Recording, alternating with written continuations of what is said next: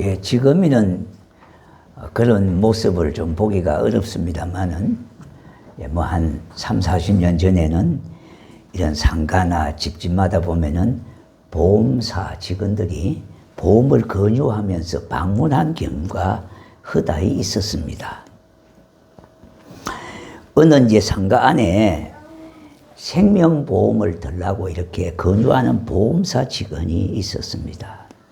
근데 그 직원이 이제 점포마다 다니면서 드십시오, 드십시오. 이렇게 말을 하고 다녔습니다. 그런데 거기 어느 분이 이제 그 생명보험에 들면은 내가 안 죽나요? 이렇게 물었습니다. 그러니까 그런 건 아니고요. 돌아가신 후에 다른 가족들이 도움을 받게 되지요. 이렇게 대답을 했습니다. 그러니까 이분이 이제 하는 말이요. 그렇다면 생명보험이라고 하는 것이 내 생명하고는 관계가 없는 것이네요. 이렇게 얘기를 했습니다. 그래서 보험사 직원하고 이러쿵저러쿵 얘기를 하다가 그분이 이렇게 말했습니다. 젊으신 분이 이렇게 열심으로 이렇게 다니는데 그러면 내가 보험을 하나 넣어줄 테니까 내가 말하는 진짜 생명보험을 소개할 테니까 들어보실래요? 그렇게 하니까 보험사 직원이 보험들 목적으로 대답을 하게 됐습니다. 그래서 이제 뭔가 진짜 생명보험이라고 그러니까 뭔가 해서 궁금하던 차 좀 다소 어리둥절도 했습니다. 그게 무엇입니까? 그렇게 물었습니다. 그러니까 이분이 이렇게 대답했습니다. 하늘나라 생명보험입니다. 생명보험은 남을 위해서 내 목숨을 거는 보험이 아니지 않습니까? 다른 사람, 남을 그저 유익하게 하고 도움이 되는 거지 내 생명하고는 전혀 관계가 없는 것이 아닙니까? 예. 그런데 이 보험은 예수 그리스도를 믿음으로 진짜 생명보험에 드는 것이니 들어보라고 그렇게 전도를 하게 됐습니다. 이 이야기는 실제적인 얘기입니다. 일산의 모 교회에 상가에 이제 그 목사님을 지금은 은퇴를 했습니다. 현역에 있을 때에 자신에게 보험을 권유하는 젊은 보험사원을 두고 생명보험을 들라고 그렇게 복음을 제시하게 되어졌는데 그분이 진짜 예수를 믿게 됐어요. 그래서 지금은 그 교회의 양모 장로님이 되셨습니다. 네. 이 진짜 생명보험의 주인공은 예수님이지 않습니까? 그분이 어디서 태어났습니까? 오늘 말씀해 보니까 베들레헴에서 태어났다고 했습니다. 베들레헴은 예루살렘에서 8km 정도, 20리 정도 떨어진 곳에 위치한 작은 마을입니다. 지금은 팔레스타인이 점령한 지역이 되어졌기 때문에 상당히 낙후된 지역이 되었습니다.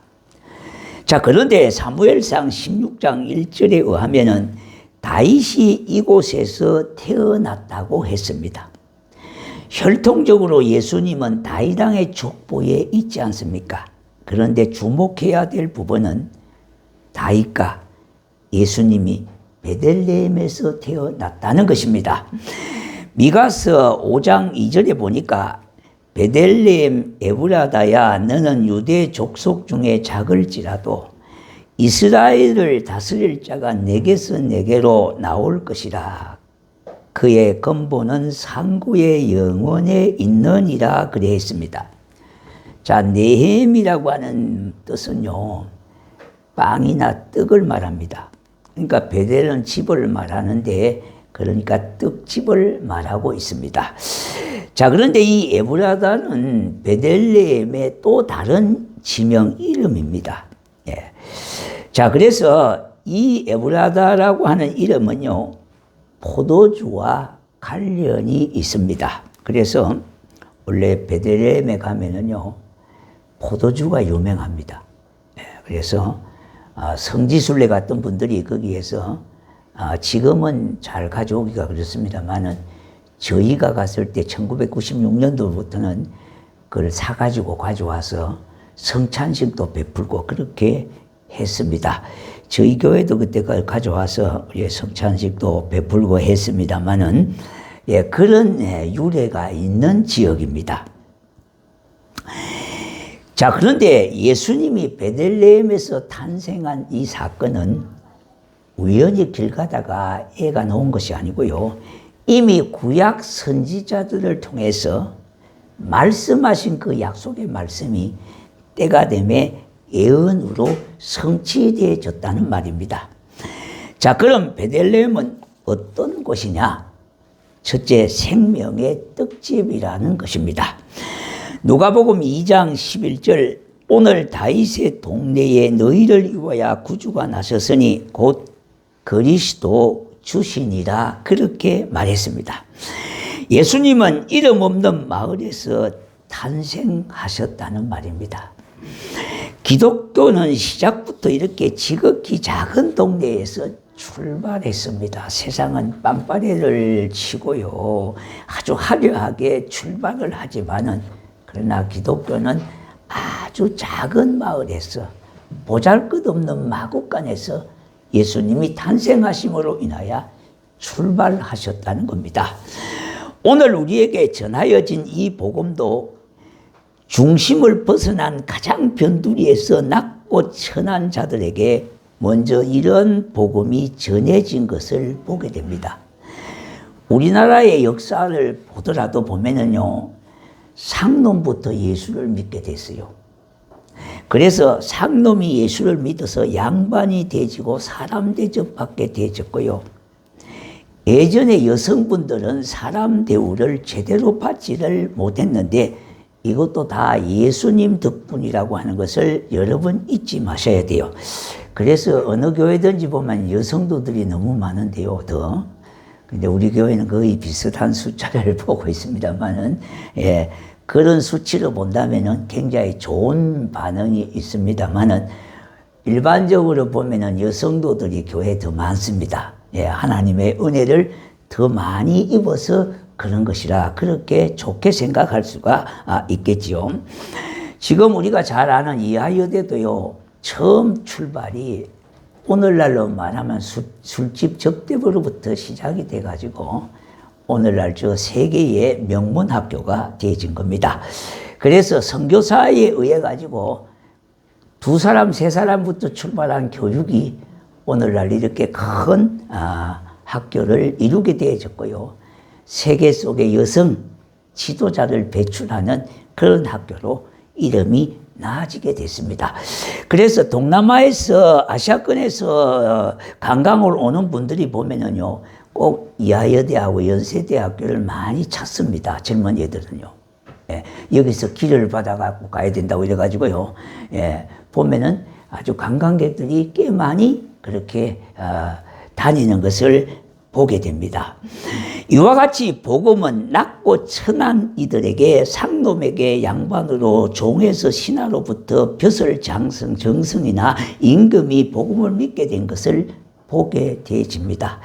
그런데 작은 고을 베들레헴의 뜻이 떡집이라고 하는 것에 그 의미와 중요성을 더하게 되어진다는 겁니다. 이는 하나님을 떠난 온 인류에게 생명을 주시고자 하는 하나님의 섭리이며 예언이 이루어진 곳이 베들레헴이었다는 것입니다. 떡은 인간 생명을 유지하는 겁니다. 육신의 떡은 육신의 생명을 살리는 것이지만은 영적인 생명의 떡은 예수 그리스도는 바로 우리의 영혼을 살리시는 분이십니다. 성탄절이 이제 다가오지 않습니까? 성탄절은 모든 사람들이 좋아해서 기다리는 날입니다. 그런데 우리가 마음 아파해야 하고 새롭게 의미를 다짐해야 하면은 성탄 문화와 풍습이 중요한 것이 아니라 정말로 성탄의 진정한 의미를 바로 이해함으로 인해서 예수님이 성탄의 주역이라고 하는 자리를 차지해야 하겠습니다. 다시 말씀드린다면은 그것이 더 우선시라는 겁니다. 이런 것이 중요한 것이 아니라 성탄의 주역은 바로 예수님이 그 자리에 앉아서야 되는 것이 더 우선시 되어져야 하는 겁니다. 그러므로 이 땅에 기른 영혼들에게 참된 생명을 주시기 위하여 오신 예수님을 내 마음속 깊은 곳에 자정하시도록 진정한 마음과 자세로 영접을 해야 하겠습니다. 요한복음 6장 35절에 예수께서 이르시되 나는 생명의 떡이니 내게 오는 자는 영원히 목마르지 아니하리라. 하나님의 품을 떠난 인간들은 목말라 할 수밖에 없는 겁니다. 그러한 인생들에게 인생의 갈증을 만족하게 해 주실 분은 우리 주님이심을 믿게 하는 것입니다. 요한복음 11장 25절 예수께서 이르시되 나는 부활이요 생명이니 나를 믿는 자는 죽어도 살겠고, 예수님이 생명의 떡이심으로 이 예수 그리스도를 믿음으로 인하여 영적으로 생명을 얻게 됨을 감사하게 생각하고 감사드리면서 이 생명의 복음을 다른 사람에게 전하게 될 때에 더욱 풍성한 은혜를 함께 누릴 수가 있는 것입니다. 이와 같은 역사가 우리 아름다운 교회에서부터 크게 일어나기를 주의 이름으로 축복합니다. 두 번째는요, 겸손한 자리에 있는 마음입니다. 저와 여러분의 베들레헴이 어떤 자리냐? 바로 겸손한 자리에 있다는 것입니다. 누가복음 2장 12절에 너희가 가서 강보에 쌓여 구유에 누워 있는 아기를 보리니 이것이 너희에게 표적이지나 하더니 했던 겁니다. 예수님이 이 땅에 오신 최초의 장소가 마구간입니다. 그것은 낮고 천한 곳으로 냄새나는 곳이 아닙니까? 이야기 하나를 좀 들 수 있는데요. 오만한 성품과 술을 많이 먹어서 군대에서 쫓겨난 장교가 한 분이 있었습니다. 이 젊은 장교는 오만한 성격과 술을 많이 먹는 것 때문에 다른 사람으로부터 지탄을 받고 결국은 군대에서 강제 전역을 당하게 됐습니다. 젊은이는 고향에 돌아와 농사를 하였으나 안 해본 농사이기 때문에 실패했습니다. 이에서 또 정리해서 사업도 시작했으나 실패하게 됐습니다. 그러나 전쟁을 맞는 이 젊은이는요, 겸손한 마음으로 이제 일반 사원으로 군대에 다시 입대하게 됐습니다. 그때는 군인들을 징집하는 시기였기 때문에 너도 나도 어느 정도 요건만 되면은 징집을 받을 수 있는 때였습니다. 다시 새로운 군인의 길을 걷고자 했던 겁니다. 자, 그러다 보니까 전쟁통의 진급이 일반병이 장교로 진급할 수 있는 그런 길이 열리게 되어졌습니다. 우리나라도 보면은요, 예전에 육군병장으로 전역을 하지 아니하고 있으면은 장교로 진급할 수 있고 하사관으로 진급할 수 있는 기회가 있었습니다. 지금은 그 제도가 없는 것 같습니다만은 한때 있었다고 하는 것을 우리가 알 수가 있습니다. 그래서 그가 장교로 또 들어갔습니다. 그래서 진급이 돼가지고 대위가 되고 소령이 되었으며 나중에 부대 지휘관이 되었습니다. 그뿐만 아니라 그는 겸손하고 성숙한 인품이 알려져서 링컨 대통령 밑에서 국방부 장관을 지냈던 분입니다. 그 후에 그는 대통령까지 되어졌는데 그가 바로 18대 미국의 대통령 그란트 장군이었습니다. 겸손한 마음의 특징은 다른 사람의 장점을 칭찬할 줄 아는 마음입니다. 자기가 인생의 그런 실패에 오만한 그런 성품과 술을 폭주함으로 인해서 많은 사람에게 피해를 갖게 했던 그 사람이 다시 한번 새로운 인생길을 가게 되어졌는데 그가 결국은 겸손한 마음을 가지고 섬기는 자리에 있게 되어졌습니다. 정말 주님을 믿는 신앙인의 특징이 있다면 사랑하는 마음과 겸손한 마음입니다. 우리 주님은 정말 겸손하신 삶을 사셨습니다. 예수님이 낮고 천한 곳에 냄새나는 마곡간을 택해 오신 것은 우리 인간들이 죄와 허물로 인하여 죽었던 자들의 그 냄새를 면해 주시고 또한 낮고 천한 자 저와 여러분을 살려서 회복시켜 주시고 그러기 때문에 이곳에 오셨습니다. 다시 말씀드린다면 마구간을 통하여 이 땅에 오셨습니다. 그러므로 성탄절을 맞이하는 이때에 우리의 주님의 겸손하심, 우리가 몸으로 익혀서 그렇게 배워야 하겠습니다. 배우는 것뿐만 아니라 실천하는 성도의 자세를 가지는 것이 성탄을 맞이하는 자세가 되는 것입니다. 베드로전서 5장 6절에 그러므로 하나님의 능하신 손 아래에서 겸손하라. 때가 되면 너희를 높이시리라 그렇게 말씀했습니다. 신앙의 힘은요, 실천력에 달려 있습니다. 로마서 12장 16절 서로 마음을 같이하여 높은 데 마음을 두지 말고 도리어 낮은 데에 처하며 스스로 지혜 있는 채 말라 그랬습니다. 매년 성탄절을 맞이하는 우리들의 마음가짐은 별반 달라진 것이 의미 없는 성탄이 아니라 그 성탄의 중심에 우리 주님이 자리 잡게 해야 하겠습니다. 이것이 바로 실천력에 달려있다 이 말입니다. 세 번째는요, 주님을 모시는 사랑의 마음입니다. 내 마음의 베들레헴이 어디냐 하니까 주님을 모시는 사랑의 마음이다 이 말입니다. 요한복음 14장 23절에 주님은 사람이 나를 사랑하면 내 말을 지키리니 그렇게 말씀했습니다. 당연한 이야기가 아니겠습니까? 그 사람을 신뢰하고 존중한다면 그의 말을 듣기도 하고 따르게 되는 것과 같은 것입니다. 우리도 마찬가지입니다. 주님을 사랑한다면요, 주님의 말씀을 따르는 겁니다. 다가오는 성탄도 주님은 주님이고 나는 나도루의 식의 성탄이 아니라 우리 주님이 가장 높으신 곳에 자리에 올라섰어야 되고 뿐만 아니라 귀하게 여김을 받았어야 되고 우리의 삶의 주인이 되어지는 그와 같은 성탄이 되어지게 해야 하는 것입니다.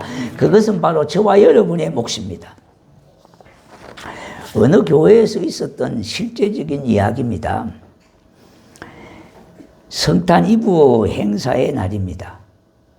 주일학교 유년부에서 성극을 하게 되어졌는데 성극을 지도하는 교사님이 고민이 많았습니다. 그 고민은요, 다름 아닌 반 아이들을 한 명도 빠짐없이 다 배역을 줘서 전체가 참여할 수 있도록 해야 되는데 그 중에는 말이 어둔한 아이가 있었습니다. 그래서 그 아이를 빼려고 하다가도 상처받을까 해서 어떻든지 같이 하기 위해서 배역을 줬는데 다른 애들은 대사가 많은데 그 애한테는 대사가 간단한 대사입니다. 이런 내용입니다. 방이 없어요, 방이 없어요, 빈 방이 없어요 대사입니다.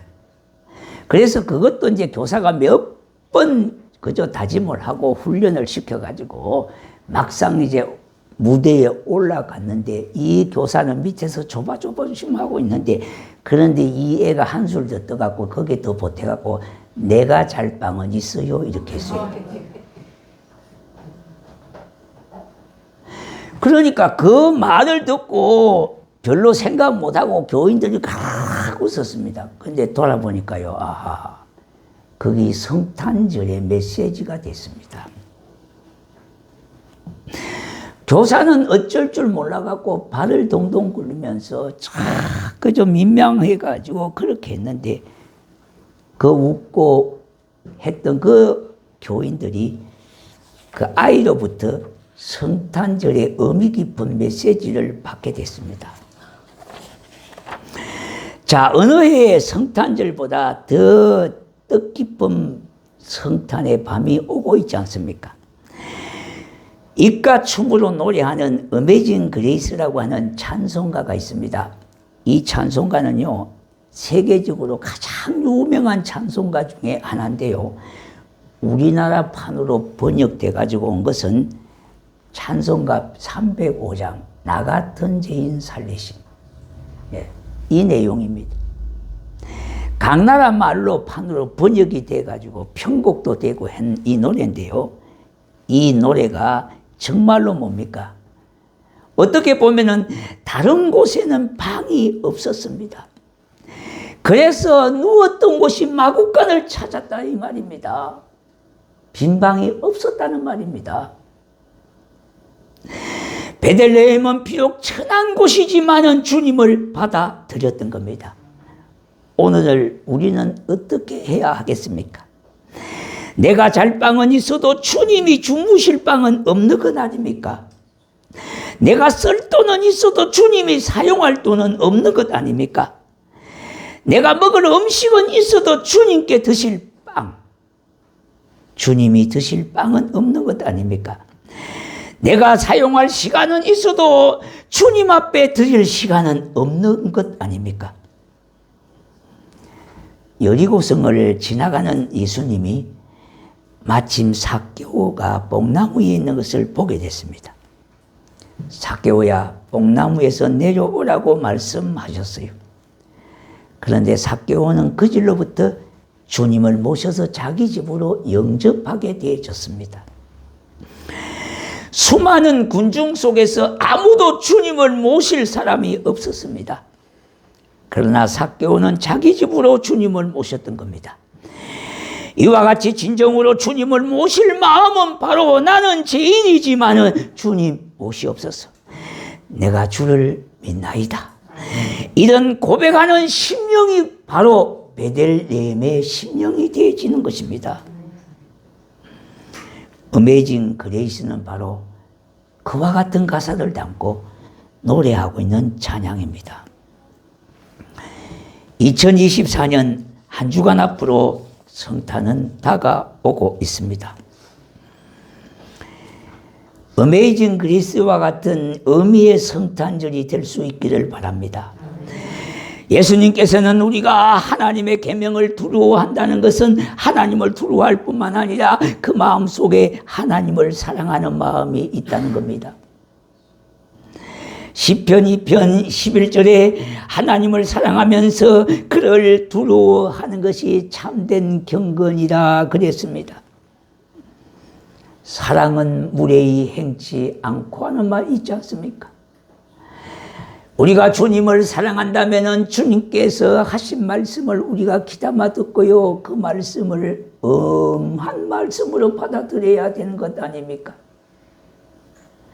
그래서 이번 성탄은 더더욱요, 주님은 주님이고 나는 나들 외식의 성탄이 아니라 주님을 좀 더 가까이 내 마음속에 모시면서 진정한 나의 삶 속에 베들레헴이 이루어지는 역사가 있게 해야 하겠습니다. 사랑하는 성도 여러분, 우리 각자 마음이 베들레헴이 되어서 이 땅에 오신 주님을 내 마음의 주인으로 맞아들이는 그런 성도가 될 수 있도록, 신앙생활은요, 우리가 할 수 있는 것은 애쓰고 힘쓰는 것밖에 없습니다. 애쓰고 힘쓴다고 다 되는 것은 아닙니다만, 그러나 애쓰고 힘쓰는 그 중심을 우리 하나님이 보시고 나의 힘이 되어 주신다는 말입니다. 그러한 마음속에 놀라운 축복이 임하게 되는 겁니다. 요한복음의 저자 요한은 1장에서 자기 땅에 오매 자기 백성이 영접지 아니했다고 그랬습니다. 요한복음 1장 12절에 영접하는 자, 곧 그 이름을 믿는 자들에게는 하나님의 자녀가 되는 권세를 주셨으니 이와 같은 구원을 주시기 위해 오신 예수 그리스도는요, 하늘과 영광을 버리고 낮고 천한 이 땅에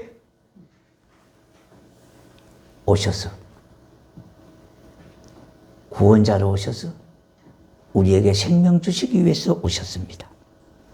그분을 진정 나의 구주로, 그분이 나의 중심에 임하시도록 그렇게 맞이하는 저와 여러분이 되시기를 주의 이름으로 축복합니다.